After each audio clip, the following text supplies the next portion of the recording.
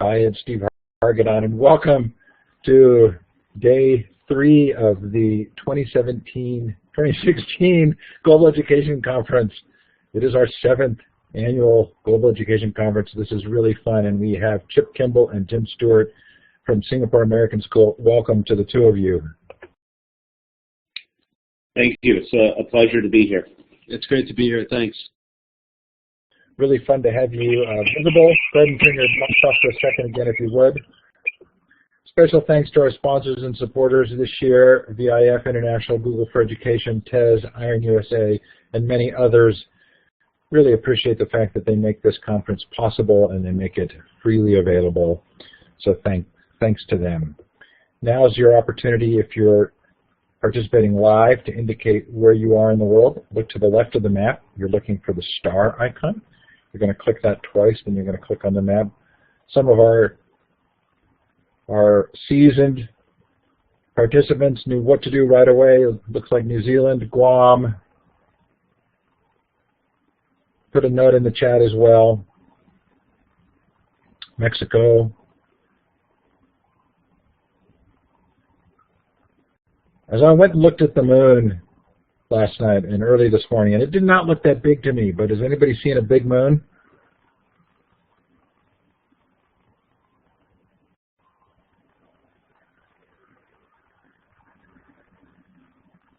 Hey, Lucy's here. I'm guessing Lucy's seated in a student performance on her mobile device, which is total commitment. Oh yeah, sorry about that earthquake.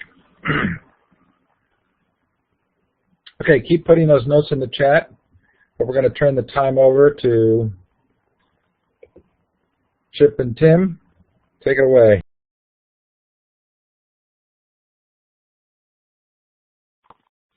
Thanks. It is a pleasure to be here. My name is Chip Kimball. I'm the Superintendent of Singapore American School, and I have with me Dr. Tim Stuart, who's our Executive Director of Strategic Programs and also has been the architect of much of our change management strategy over the last 5 years. Want to say anything, Saul? Yeah, hi everyone. It's great to be talking to you, and look forward to sharing a little bit of our journey with you. Yeah. So I thought I'd start just by telling you a little bit about Singapore American School. We are the largest single-campus international school in the world, 4,000 students on one campus located in Singapore. We're a historical school, have been around since 1956, serving primarily American expats. It is in our charter to serve Americans and American families who are serving overseas. We have a school that's currently just a shade under 60% U.S. passport holders, and then the other passport holders are from 55 other countries from around the world. We are a high-performing, increasingly progressive school. Our vision, as you can see on your screen, is a world leader in education, cultivating exceptional thinkers prepared for the future. And our mission is indeed to make sure that we're providing an exemplary American educational experience with an international perspective for all kids. What's interesting about our school is that when I came 5 years ago, the board had a very interesting mandate. Being one of the highest performing schools in the world, we had great college admission rates, we had great SAT scores, we had great AP performance, but the board was worried in that the board felt that while we were preparing students to get into college, we may not be adequately preparing them for the future in this new economy that they'd be faced with. And so we like to talk a little bit about the global disruptions. And those disruptions, as many of you know, which is why you are on here, have to do with the globalization of our economies and the globalization of student learning and the skills and aptitudes the kids need in order to be competitive. Now, on top of that, we had another very interesting set of disruptions. And that is, 15 years ago, we were the only game in town, if you will, for Americans for international education. And so one way to think about this is that we were the American school monopoly in Singapore. Well, the Singapore government, because they see schools as the economic engine to the economy in Singapore, they began opening the market, if you will, to new schools. So suddenly, in the last 15 years, the number of international schools has doubled. We went from 6,000 new seats in August of 2014 to another 6,000 in 2018. The private market for schools suddenly opened up. And all of a sudden, a school that really had enjoyed the benefits of being a monopoly suddenly was in a new competitive situation. So this was really interesting for us because on the one hand we have these global pressures around what kids need to know and be able to do, and simultaneously we had these business pressures where we had to actually compete for the kids inside of our campus. This provided a really interesting environment for us to actually take on a reform agenda, and that's what we did. One of the things that we started looking at was also the changes in college admissions specifically, and that colleges were becoming increasingly selective. So just a good SAT score and good GPA was no longer adequate in order to create a distinguisher for our students in order to get into colleges. And that in our business was the bread and butter of what we do. And so we interviewed 100 admissions officers over the course of a year to try and understand what is it the colleges were looking for. So I'm going to hand it to Tim for a minute, and he can talk about that since he conducted a large number of those interviews. Yeah, so what was fascinating is that the college admissions officers were very forthright with us, and we were really looking for the golden ticket or the secret sauce, if you will, to get a kid into the high-performing, highly selective universities. And what they told us was actually really interesting, is that at this point, the highly selective schools are rejecting over 50% of perfect SAT scores. Now, perfect SAT scores used to be the thing that would get you into the Ivy Leagues automatically, and it was no longer the case. What we started hearing is that they were looking for interesting and the intersection of interesting and smart. They quite frankly said, your kids are very smart, but they're actually very boring. And we also, the kind of the catchphrase that we started to hear is that they wanted to find kids who had pursued deep intellectual pursuit in this area of interest or passion. In fact, we heard people saying you've got to give your kids opportunities to fail. We talked to groups of students at Stanford who said F is the new A. If you're not failing and failing often, you're actually not pushing. We're not seeing that your kids are pushing their boundaries. They're being safe and staying for that A. And so all of this changing landscape really shook us up because we were a school that had the formula down, and we started to realize that the landscape was changing. Well, and the other thing that I want to highlight about our school in particular is we are an open admission school. And so what that means is if you are an American, you have an American passport, and you're on the island, you're permitted to come to this school unless you have really, really significant needs that we can't serve. And so when Tim talks about the selective, hyper-selective schools, those of course are of interest to us. But what we're interested in making sure is that every single one of our students is prepared for this new economy. And we knew that we had to start doing some things differently. Even though we were high performing and even though we were getting kids into great colleges, we had to start doing things differently. And so we took on this really interesting challenge. One of the things that we knew about when we think about future-ready kids is that the system had to be both personalized and flexible. We were looking at knowledge versus skills. We knew that technology needed to be used to optimize learning because the current model, if we really were going to embed what we call our DSLOs, or desired student learning outcomes, which we'll talk about in a moment, if we were going to do those in a powerful, meaningful way, we couldn't do it the same way we've been doing it, which has been for 100 years. the transmission of knowledge from teacher to student. And we knew that that wasn't adequate anymore. It was what kids do with what they know, not actually just what they know. From a Tony Wagner famous line of thinking. We also knew that we, as American educators, were famous at breadth, and what schools continue to look at is depth, the ability to go deep, the ability to stick with it, the ability to pursue a problem, the ability to actually see it out to its very end, all of the ups and downs that go with it. And so we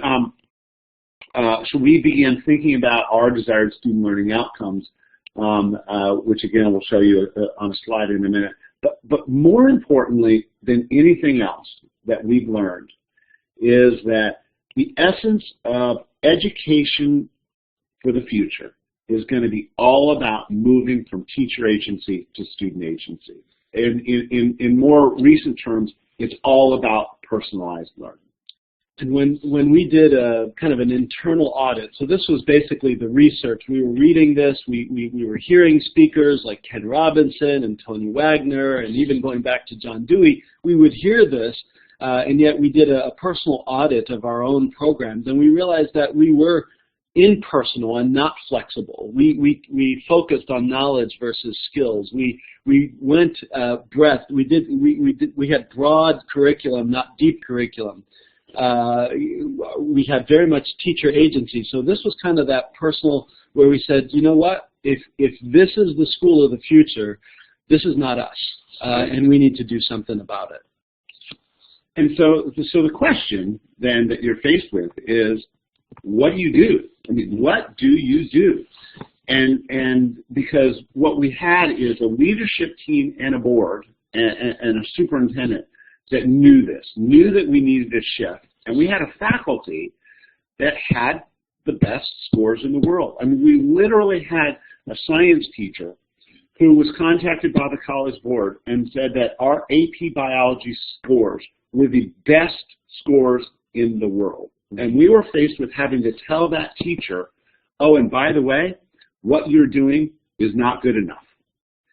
And so we knew that in order to shift the system, we needed to create a sense of internal urgency for our faculty that could help them to see it that we saw. And we knew that myself or Tim or the board or other principals in our system standing on the stage and pounding the podium and talking about global skills was not going to be adequate, because we were getting kids into good colleges and we were doing good work. So we needed to create a sense of urgency. And ironically, Tim at the time was the high school principal, and he had discovered a way to begin creating some urgency. And simultaneously, when I was the superintendent in Lake Washington School District in the States, I had discovered the same process. And so we came together as a team, brought our minds together, had made the same discovery, and what you're going to hear about next is the process we use to create urgency and ultimately change. And yeah, huge disruption. When you put Chip and Tim in the same room, we changed things. So what we ended up doing was in order to create sense of urgency, we realized that we had to get our teachers out of their classrooms. We had to take them basically around the world and look at best practices around the world. And so we ended up, all told at this point, we've taken over 100 teachers to over 100 different schools in 7 different countries to look at the most innovative and progressive, forward-thinking schools. And ultimately what we ended up is a 4-year research and development process, as you see here on the slide. Stage 1 is entirely about research. We read everything, we read every article, we watched every YouTube TED Talk, and we basically educated ourselves around that, and we traveled and visited the schools. So we had our high school teachers visit high schools in North America, East Coast, West Coast. We went to Finland, we went to Australia, we went to New Zealand, visited some great schools in New Zealand, up in Auckland and in Australia and China. And that was just an entire year of research. That year, we basically just observed. The high school, for example, had 150 things that we observed that we thought were very cool and having an impact on student learning. Stage 2 was the following year. We dwindled that team into a development team, so a powerful group of teachers. We gave them release time. We gave them almost 50% release time. So every other day, we locked them into the windowless room, as they call it, and we had them take these 150 observables and start to work on what will we actually do, what will actually work in our school. That culminated into recommendations. So at each one of the divisions, at the early childhood level, elementary, middle school, and high school, a proposal was made to the cabinet, so to our leadership team, and subsequently then supported and endorsed by the board. The following year is a year of capacity building. That once we've decided what we are going to put in place, we need to build capacity. We need to train our teachers in that area. And then it's stage 4, which is really a 5-year strategic plan implementation plan. So stage 4 is really a 5-year stage. And that's really where we're at with many of our divisions, is we're in this stage 4 and we're implementing thoughtfully, methodically, making sure that our teachers are trained so that when we're rolling it out, we're not hurting kids in the process. And here's a few, when we think about this process, there were a few discoveries as well as changes that we made along the way. Now, typically when we talk about this to other school leaders, this is where we get the eye roll. And the eye roll is, oh, so you had to spend tons and tons of money, and we can't spend that money because we're not a well-resourced school or whatever. Well, in the grand scheme of things, the entire process consumed less than 0.5% of our budget. So did it take a commitment? Yes. Did it take some leadership? Yes. But did it cost, millions and millions of dollars? No, it absolutely didn't. And so we often try and encourage people to look hard at this as a way to engage your teachers. The other thing that we learned was that this research portion, we had to be really disciplined about quickly moving to conclusion. And during that research portion, it was really looking honestly, because often during the research phase, if you jump too quickly to development, you're automatically dragging along your own bias. And what we're trying to do was eliminate our own bias so we could actually be true to the mission around what is best practice and what is really best for kids. And the people internally had these discoveries like, oh my gosh, I can't believe that they're doing that. Yeah. And we thought we were so good. And so it was this introspective process by looking out, doing the introspection, which then moved our people to a new place so that they could actually take on the change. So I was worried about creating a culture of change. And Tim simultaneously was worried about what are the best practices and what's the plan going to be. So he's going to talk about that here next. So one of the strategies that we use to kind of keep all of this together. So we're a PS12 system, and we had all of these teachers, over 100 teachers, traveling all over the world, looking at all of this best practice, and we needed a construct to hold it all together. And so we initially, some of our initial work started, we created this little house construct where we said, we believe that relationships, after our first year of research, relationships is going to be key in every division. We have to look at how to create optimal relationships between adults and children, children and children, children and community, etc. We know from all of the research that relationship is key. And we also knew that personalized learning was going to be a key construct. So when we sent these teams out and about looking at a variety of schools, we asked them to look at spaces, technology, the global and local connections, relevant teaching and learning, relationships and personalized learning. So this was about, it was a construct to give our teams some alignment so that we didn't actually end up being in the wild, wild west of innovation. And one of the things go back to a quick second, Tim. One of the things that is often asked of us is, how did you pick the schools you went and looked at? Mm-hmm. And that's important, because if you go and look at a certain set of schools, it's going to drive a different set of outcomes with your staff. And so we were looking at both progressive schools and effective schools. There are effective schools out there that are not progressive at all. And I would characterize SAS as one of those schools. Very effective, but not necessarily progressive. There are progressive schools out there that have a really hard time getting results. We were looking at schools that did both. Yeah. And so in the end, the question is, who then are we, and what did we discover? And so everything that SAS is about is characterized in this one slide. So as I mentioned, we take very seriously our vision. World leader in education, cultivating exceptional thinkers prepared for the futures. And so our vision is then characterized in what we do, which is SAS develops leaders, we cultivate exceptional thinkers, and we ensure that students are prepared for the future. So it moves less from aspirational to more about what we do. And then the question is, how do we do that? So in the center of the concentric circle you see is our 7 DSLOs. So content knowledge is, of course, what we've done very well for a very long time. But we've added to that collaboration, character, critical thinking, communication, creativity, and cultural competence. Those, and we take those very seriously. So that's the what do kids need to know and be able to do. The 3 rings around it are what we call our strategic anchors, and that is what anchors everything we do. And in one part of the concentric circle is excellence, where every student learns at high levels. On the left, you see extraordinary care, where every student is known and advocated for. And the third is possibilities, where every student personalizes their learning. And here's what we discovered. After visiting all of these schools, we found that many, many schools are good at one of those 3 things. A handful of schools are good at 2 of those things. And very, very few schools can actually do all 3 simultaneously.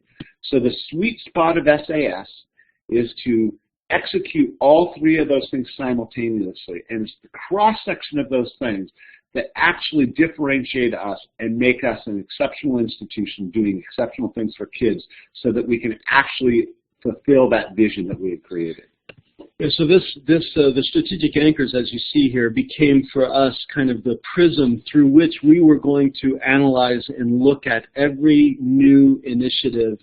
Everything that was being proposed and coming out of the R&D process was going to be looked at and analyzed through this.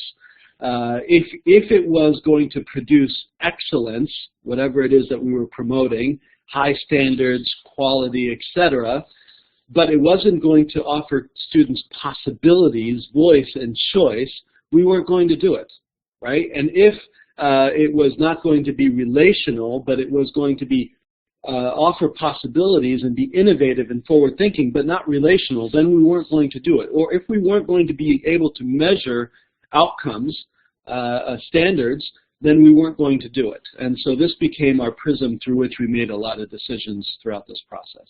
And so, of course, what we're hoping for is to ensure that kids are future ready. And we've done this through our DSLOs, which I briefly mentioned. Interesting, coming from, I was in domestic U.S. schools for 24 years before I came in and did the international work.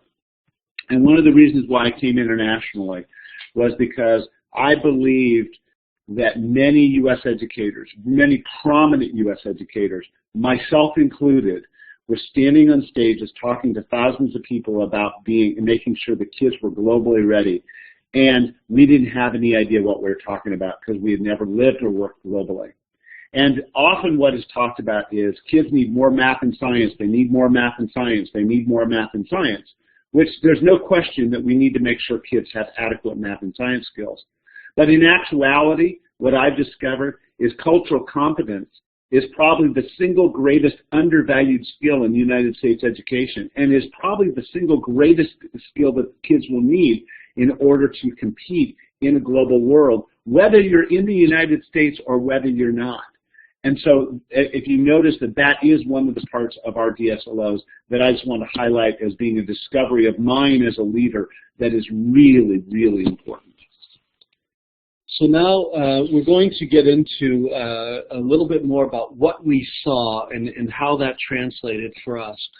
So as Chip mentioned, we saw schools, and we started to see that there were a handful of schools that were both progressive, and we know that term has been politicized and is not always seen in a positive way.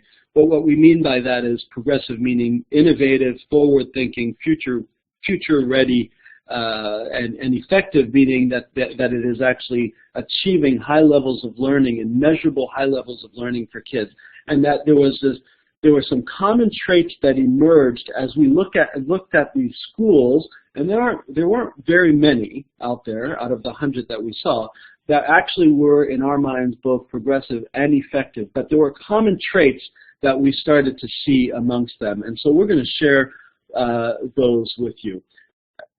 And the first thing that we saw was that every single one of these progressive and effective schools had a collaboration, a culture of collaboration. Teachers worked in teams, they taught in teams, they prepped in teams, they developed assessments in teams, they developed interventions in teams. Everything was about team, and as we know, team trumps talent, and we recognize that when we are starting to have learning outcomes that are actually more difficult to measure, collaboration, critical thinking, communication, these are very creativity, very difficult things to measure. It is absolutely essential that our teachers are collaborating and developing lessons and doing assessment work together. It becomes even more important than when the learning outcomes are more tangible, more concrete, such as content knowledge. And one of the things that I think is important that we really had to test ourselves around how serious were we about this, because people talked about team and they pay lip service to it. And the question that as a leader we had to ask ourselves is, are we so committed to a team that we are willing to fire a teacher who is, from an instructional perspective, a phenomenal teacher, but not willing to play well on a team? Are we actually willing to do that? And we had to get to the place where we said, we are actually willing to do that. And I can say with a good conscience, we have done that because we felt like it was so important. And when you ask yourself, what does it take to make sure that you don't become flat as a school, it's all about teacher collaboration. Yeah, and as we go back to the importance of relationships, this really highlights the relationships that teachers need to have with each other. And so that's something that we've done a lot of work on. The next thing that we saw was that all of these schools had absolute clarity in terms of what they actually wanted their students to know and be able to do. And so this comes down to the habits of mind and habits of heart, or whatever their guaranteed and viable curriculum is. All of these progressive and effective schools had absolute clarity, and they were unwavering on their learning targets. It wasn't, well, we'll just see what kids are going to want to learn and how they're going to learn, and they're gonna basically determine whether this is good or not. No, they had absolute clarity as far as what that target was, and so it was very deliberate what they were doing, even while providing voice and choice and possibilities and opportunities for students. There was clarity in what they wanted kids to know and be able to do. One of the things that is often confused when we talk about progressive schools is progressive is often likened to innovation and often licensed to, often likened to a free-for-all. And what we know is that you can be a school that is progressive in your approach, but clear in the structure underneath that approach about what kids need to know and be able to do. The next common trait is that it was all about formative feedback. So we saw these progressive and effective schools focus on formative feedback so much more than on the summative assessment. And we, when we analyzed our culture, we were doing exactly the opposite. We were focusing on the summative, the autopsy, if you will, and not really focusing on the formative feedback. And so it was relevant, it was now, it was students need feedback on their work immediately and constantly. And these schools that were both effective and progressive had created a culture where formative was everything. Yeah, and part of that we know is, and one of the areas in the technology space that is so incredibly challenging, is that we were using the X-ray, and what we needed was the MRI. And actually, the technology behind creating the MRI is very, very complicated, and in education, it's even more complicated. And we're still struggling with that. You know, we have not figured this out, but we are continuing to look at how can we get good information quickly to kids that is meaningful information that teachers can act upon, and more importantly, that kids can act upon. The next thing that we saw is that these schools that were highly progressive and effective had interventions and acceleration strategies built into their system. That meant that whenever they received the formative feedback, and the formative feedback was now, it was immediate, they also were able to devise opportunities to intervene when kids were not learning and intervene fast, and also provide opportunities for students to accelerate. So if students had mastered or demonstrated mastery of their learning targets, they were able to accelerate through the curriculum based on their aptitudes, and they were able to slow it way down based on need. And so they were very flexible with regards to their intervention and acceleration strategies. So this, the previous set of points that we just made, is interesting, and it's right, and it's been a journey of discovery, but it's actually not all that new. The reality is that this has been popularized and talked about for nearly 20 years, popularized primarily by Rick DeFore and the work that has been done around professional learning communities, which many, many, many schools are familiar with. Tim became familiar with PLCs initially when he was in Jakarta, but then brought that work to Singapore American School.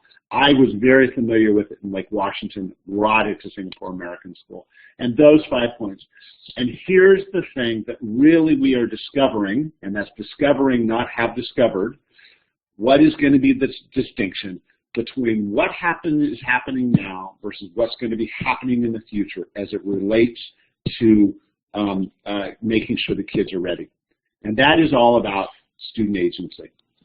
And so the last thing, so as Chip mentioned, the previous slides were talking about interventions, talking about formative assessments and clear learning targets and collaboration. That really represents professional learning communities, and something that we would recommend that all schools take very seriously, because it is a massive platform. But what professional learning communities is, it's that it is a teacher-owned inquiry process. It is teachers asking and answering the 4 critical questions. And what we saw is in these highly effective and progressive schools is that agency was being transferred to students. So students were now owning and operating, they were owning the learning process. They knew what their next steps were, they knew what their learning targets were, and they actually owned that. And so that was a big aha for us, and something that we needed to explore a lot more. We still had our PLC process, which was very teacher-controlled, very, you know, and even the catchphrase for professional learning communities is that we take collective responsibility for the learning of our children. Well, what happens when we bring students into that collective responsibility for learning, and we say, now you have to own your learning process? So one of the things that I see the conversation going on in the chat is the difference between high school teachers and change processes versus elementary or middle school. Absolutely, there's a difference. We've experienced the difference here. And I think the conclusion there that that high school are hard nuts to crack is absolutely true. part of what we needed to do was we needed to grab back control of the culture of the school, because the culture of the school was being run by the faculty. And it was ugly. It was hard and painful. But it was critical in order to move the agenda forward. Part of that was, on the one hand, being inspirational and aspirational. And so let's talk about high school people. Inspirational and aspirational about what it was that was possible and that we weren't all that. The second component was empowering people, our faculty, to be a part of the solution. By having them actually engage in the design, they became the internal ambassadors for what it was we were trying to accomplish. And the third, and the hardest, was cutting the cancer out of the system. And so we had to fire some people. We had to get rid of some people that were dragging it down and were controlling the narrative. And so those three things put together actually helped us. And the approach was very different with our high school folks as compared to our elementary folks. Our elementary folks suffer from the culture of nice. They are very compliant and they're very nice to each other, but they aren't capable of having as many of the hard conversations. And we had to teach them that it was okay to be hard with each other. It was okay to have those hard conversations. Our high school folks were the opposite. They were plenty proficient at being nasty with each other, and we actually had to teach them how to really work hard at looking at kids and making meaning out of what they needed in the future, and giving them the power to really be part of the solution. And so I think our slides are a little out of order here, but what we found out is that, what we came to believe is that in order to give students agency over their own learning, we needed, and as we mentioned, we were a PLC school, we needed to transfer the agency of the 4 critical questions of the PLC to students. And that is a process that we are a part of. So that's one of the things that we're doing. So the questions, as you know, the PLC questions are, what is it that I want, or what is it that we want students to know and be able to do? Question number 2 is, how are we going to know that they know it? Question number 3 is, what are we going to do if they're not learning? And question number 4 is, what are we going to do if they already know it? And we had to transition those questions and translate them so that they become student-owned. And these questions become, so what is it that I want to know and be able to do? What is it that I want to learn as a student? And how am I, question number 2, how am I going to demonstrate that I know it? What am I going to do to prove to the teacher that I have mastered this skill? That's students owning the learning process. And then the third question is, what is it that I'm going to do when I'm stuck and I'm not learning and I'm in the pit? So what are the resources available for me to get out of the learning pit? And question number 4, what is it that I'm going to do if I already know it? And I've already demonstrated mastery. What's my next step? And so the whole, really, all of this R&D work comes down to this transfer of agency from teachers to students, and we're doing that through giving them ownership, if you will, of the PLC process. And one of the things we think about that is it's hard to get the PLC process really working with teachers. When you begin moving that agency from teachers to kids, it's really hard. And it is messy, and things don't work right. And the most frequent thing you get is, our kids aren't mature enough to be in control of their own learning. Our kids don't know enough of what they don't know to actually be responsible for selecting their learning targets, for actually understanding the sequencing of curriculum, etc. Our kids just don't know.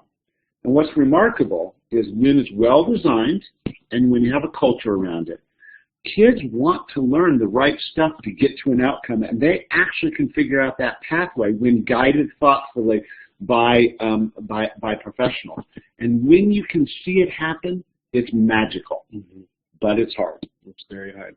And so what this really comes down to is personalization of learning, and that's been kind of our big theme with regards to the R&D work is this personalization of learning. And so we have defined personalization in two ways. Let me make sure I have the right one. Yes. So we have defined personalization in two ways. One is that we've defined personalization in terms of a learning pathway, the personalization of learning pathway. And what we mean by this is that schools need to give students the opportunity to pursue their interests and passions in some way. As you heard, we talked about colleges saying, we want your kids to pursue deep intellectual pursuit in an area of interest and passion. That's what we're talking about. We, in our school, had no opportunities for kids to actually pursue their interests and passion. And so we've been looking at ways of introducing, in this context of personalization of learning, we've been looking at ways of allowing students to have this deep intellectual pursuit in this area of passion. And so we've put some systems in place. But again, all of this is done through students actually asking and answering the four critical questions. What is it that I want to know and be able to do? How am I going to demonstrate that I know it? What am I going to do if I don't know it? What am I going to do if I already know it? And so we have put several systems or programs in place that represent this personalized learning pathways, and we'll explain that right now. So one of the questions, of course, is how do you go about doing this? And there are lots of models out there. So our way is a way that happens to work for us, but there are lots and lots of different ways to do this. One of those was what we call our Catalyst project, which is the equivalent of a senior project. And from a construct perspective, it's not all that new. I remember doing senior projects initially in Lake Washington in the 1990s that was connected with Coalition of Essential Schools work. Ted Sizer, many of you know him. He's a hero of mine. But what made it different for us, number one, is remember on the progressive continuum, we were way to the left on not being progressives. And more importantly, is it's the quality of the kind of project and the agency that you're giving kids in order to do those projects in something that is both meaningful to them, but as important is of high rigor and high quality, so that, again, we go back to the cross-section of excellence, extraordinary care, and possibilities, where it is my project and my passion, but it meets a standard of excellence, and we're caring for kids along the way so that they're getting the mentoring, they're getting the support, et cetera, that they need. And by the way, we're doing it to scale. And that was interesting to me because there are lots of really great small schools out there that are doing this work well. There are very, very few schools out there or school systems out there that are doing this to scale. With a school of 4,000, we are the equivalent of a small to medium-sized school district in the United States, and we had to figure out how to do this to scale to make sure that for our seniors, we had 300 high-quality Catalyst projects every single year, and that's what we've been working on. You want to talk about passion time as well? Well, yeah. Well, we'll talk. These are very similar for different age groups, but I remember a student walking in, and you remember that we talked to these college admissions officers, and they told us, you know, your kids are boring. You know, they're smart, but they're boring. They're not interesting. What is it that they can do with what they know? And I remember this young lady walking into my office right when we were introducing the Catalyst project, and she says, Dr. Stuart, I really want to go to MIT, so I'm trying to decide what next AP class to take. I want to take another AP class. Her parents were all there. They were like, okay, what AP should I take? AP Psychology, AP Economics? And I said, don't take an AP class. Take a Catalyst class. Take the Catalyst. Even at the cost of reducing your number of AP classes. And she says, well, what is this? I said, this is project. I said, show us what you got. So she came back and says, okay, Dr. Stuart, she came back a couple of weeks later, I want to do a Catalyst project. I want to get into MIT. I want to do a Catalyst project. I said, well, what's your project? She says, well, I want to develop a mathematical algorithm that calculates the colors of Singapore. And I said, young lady, I have absolutely no idea what you just said, but go for it. And this young lady worked on this project for a couple of months. She came back a couple months later and says, you know, Dr. Stuart, I can't do it. I have failed. I can't crack this code of how to develop this math. I've been working with mathematicians, et cetera. And I said, well, you should probably write about that in your college essay.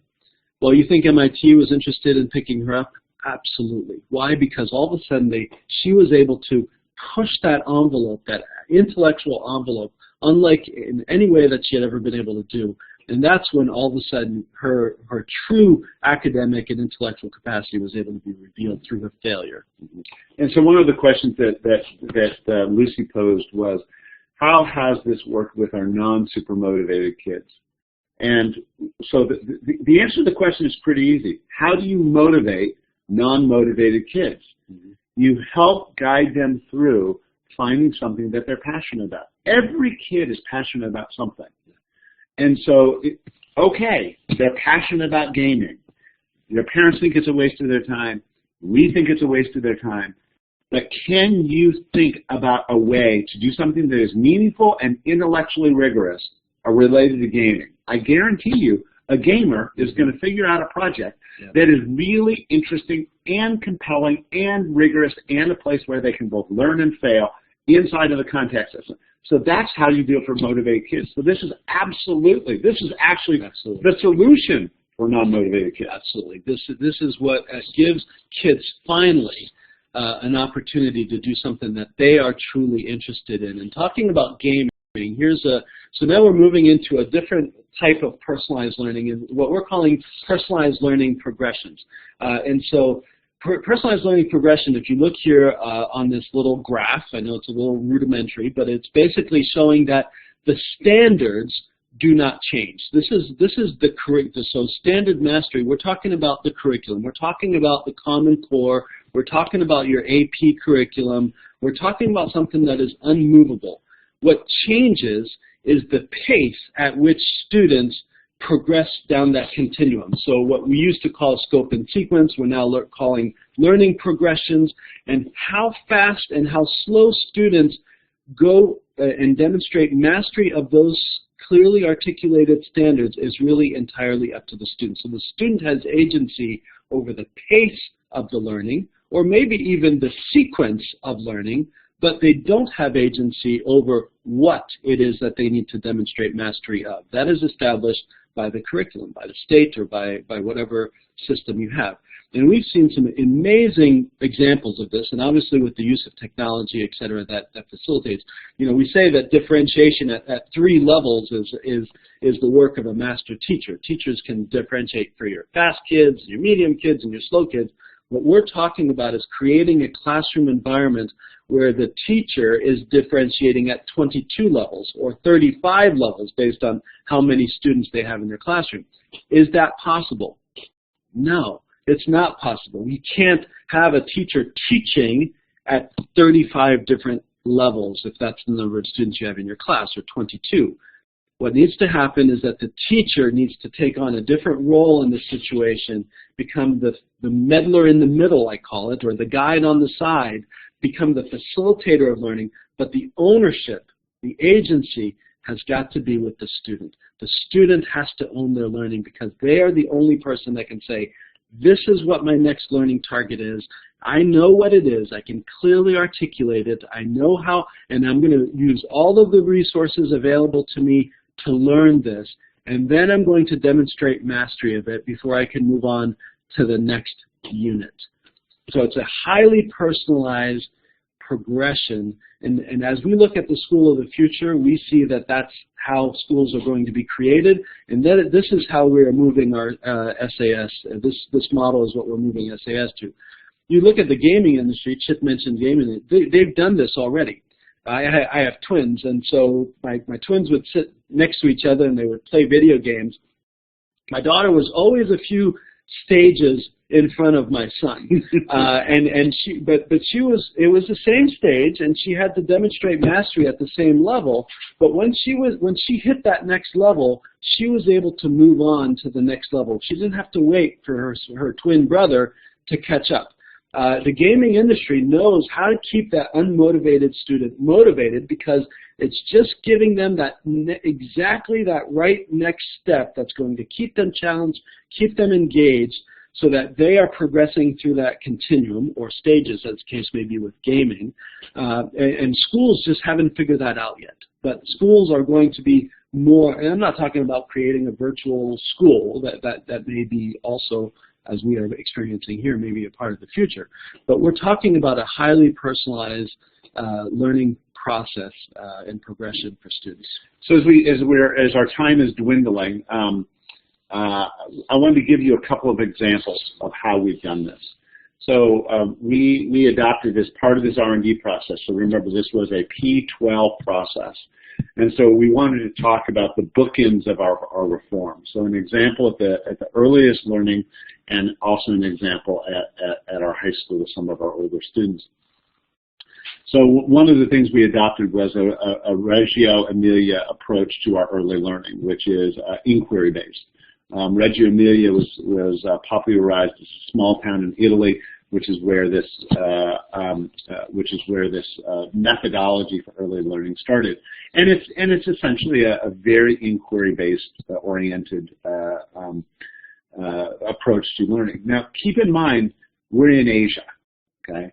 So what that means is you are going to have 3-year-olds being delivered to our doorstep with parents wanting us to make sure that kids are reading by the time they're 4. And they're like, well, where are the ABCs? And where's the vocabulary? And where's the number charts? And where's all that? The letter of the week. And we assure them that they will be learning their letters and their numbers, but they do it through their own inquiry. And so if a student is in and we say, what are you interested in today? And they say crocodiles, we say, okay, well, let's make some crocodiles. Tell me about the crocodiles. What color are crocodiles? How many teeth might a crocodile have? How do they communicate? How do they communicate? And they're learning about numbers, and they're learning about colors.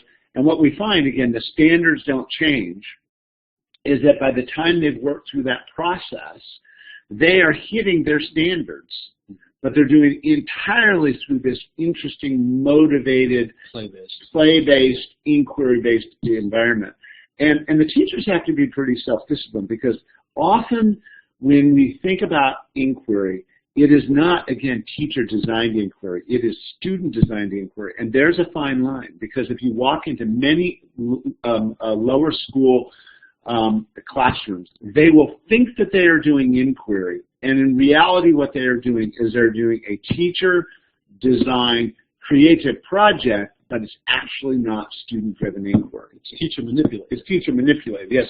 And in our Reggio approach, that inquiry is entirely student-driven. I literally had a teacher yesterday come and talk to me about that a project had become a little bit too teacher-centric. They were doing the ocean theme, and the teacher was really interested in jellyfish. So the teacher brought in some stuff with jellyfish, and the other teacher said, well, which kid invented that? And they said, well, I brought it. And said, no. That's not the point. The point is for kids to bring in the ideas, and we explore their ideas. So there's a sense of self-discipline. So I want to have Tim talk a little bit about Quest.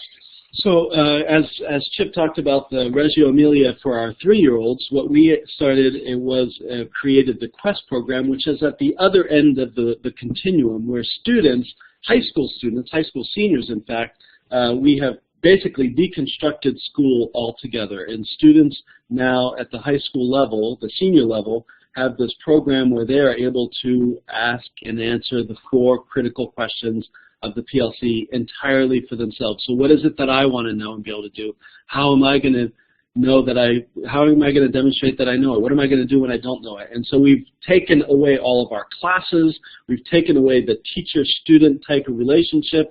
We've created this new modern learning environment for these kids. We take them for 2 weeks of kayaking in Canada and survival training. And yet we look at it, and some of these schools, it seems that, or some of these programs, you seem like you kind of go into this wild, wild west or wild, wild east of innovation, and that the standards disappear. But what we've done is that through these projects and these self-directed projects in Quest, our students are now demonstrating mastery of actual, true academic courses, and they're doing that. They're doing that in statistics, they're doing that in research writing, they're doing that in historical thinking, they're doing that in design thinking when it comes to science. And so all of these experiences are actually culminating into credits that are tethered to very high, rigorous academic courses, but they're doing it through these projects and passion opportunities. And just to be clear, this is a optional program for kids that select in. We were very deliberate about making sure that it was an opt-in, opt-out program, because again, if you make every kid do the same program, then you lose personalization. So it is about creating multiple pathways for kids. So we have kids that are doing this very interesting kind of off the grid kind of experience, and we have other kids that really are driving through a more traditional academic pathway, and that's okay too. So we do provide options for kids. One thing we did do, however, is because we are in Asia and because we are a Uber-driven community in an Uber-driven country, we did have to throttle down some things. So one of the things we did is we started putting limiters on our AP program. Because if AP was available to kids in an unbridled way, that's all they would do. There would be too much community pressure. So we've now put in a requirement where we, again, have throttled down the number of AP classes a kid would have allowed to take. And then they could take what we call AT classes, advanced topic classes, which are interdisciplinary. They are just as rigorous. They are college-level courses, but we have unbound our teachers to the AP curriculum so that they can actually teach what they believe is best for kids.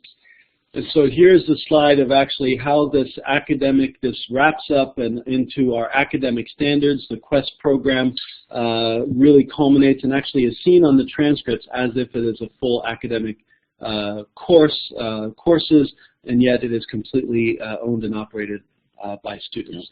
And we know we're out of time. Thank you so much for those that you came to attend, and I'd like to especially thank Lucy and Steve for inviting us to be here. Do you want to talk about the book? Yeah, this is a book that we wrote that kind of captures best practices that we've seen around the world, professional learning communities particularly. There's a lot of different chapters written by a lot of different people. Chip wrote a chapter, and a lot of people from around here wrote some chapters. So that's interesting if you want. So thank you very much for joining us today. That was brilliant. I wish we had time for Q&A. Thanks, everybody. We have 4 other sessions starting at the top of the hour. So we're going to say goodbye. Is there a way for people to contact you that you're comfortable with if they have follow-up questions? Yes, both of us are available. It's tstewart@sas.edu.sg.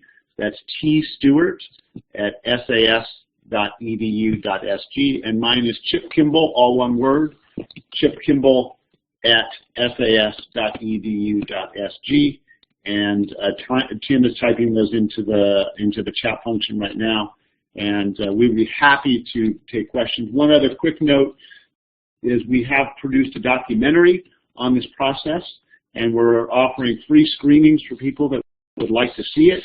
So the book title is Global Perspectives, and it's about PLCs in international schools. And the documentary we are just now releasing, and we're happy to talk about this change process in schools as a way of sharing our insights and our knowledge, and hopefully engaging in a dialogue with other leaders who are engaged in the same work. Great. Thank you very much, everyone. Thanks, everybody. Awesome. Thanks to both of you. That was a brilliant session. Really phenomenal. We are going to close the room, though, so people can move on, and we're not imposing on the next presenters. Thanks to Chip and Tim. Take care, everybody. We're going to close out now. Bye.